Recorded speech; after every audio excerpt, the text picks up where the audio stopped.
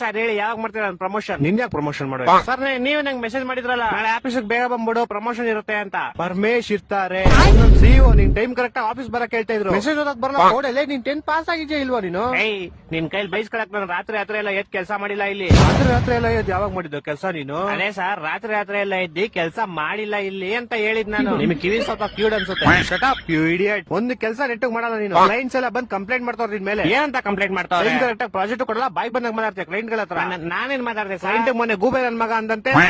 ಅದು ನಾನ್ ಅಂದಿಲ್ಲ ಸರ್, ನಾನ್ ಕೇಳಿದವ್ನ ಗೂಬೆ ನನ್ ಮಗನೇನೋ ನೀನು ಅಂತ. ಅವ್ನ್ ಇಲ್ಲ ಅನ್ಬೇಕಾಯ್ತು. ಅವ್ನ್ ಸುಮ್ನೆ ನನ್ನೇ ಗುರಾಯಿಸ್ತವನೆ ಬೇವರ್ಸಿ ತರ. ಗೂಬೆ ನನ್ ಮಗ ತಾನೆ ಅವನು. ಇನ್ನಂತವ್ನಿದ್ರೆ ಆಫೀಸ್ ಉದ್ದ ನಂಗ್ ಬರೋ ಕೋಪಕ್ಕೆ ಇವಾಗ ನಿನ್ ಕೆಲ್ಸದಿಂದ ಓಡಿಸ್ಬಿಡ್ಲಾ ಅನ್ಸ್ತದೆ. ನಿಮ್ಮ ಅಪ್ಪ ಬಂದ್ರೆ ಓಡ್ಸಕ್ ಆಗಲ್ಲ ನಾನು. ಯಾಕಂದ್ರೆ ನಿಮ್ ಅಪ್ಪ ಈ ಆಫೀಸ್ಗೆ HR ಅಲ್ವಲ್ಲ ಸರ್, ನೀವ್ HR. ನೀವ್ ಬೇಕಾದ್ರೆ ಓಡಿಸ್ಬೋದು ನಾನು. ಅಪ್ಪ ದೇವ್ರೆ ಎಂತ ಗೋಳಿ ಮಗನ್ ಹೈರ್ ಮಾಡ್ಕೊಂಡ್ಬಿಟ್ನಪ್ಪ. ಮೆಸೇಜ್ ಓದಕ್ ಬರಲ್ಲ, ನೆಟ್ ಮಾತಾಡಕ್ ಬರಲ್ಲ, ಕೆಲ್ಸ ಅವ್ರು ಕ್ಲೀನ್ ಆಗಿ ಮಾಡಲಿ. ಏನು? ಓಕೆ ಬಾಸ್, ಓಕೆ ಅಂದೆ.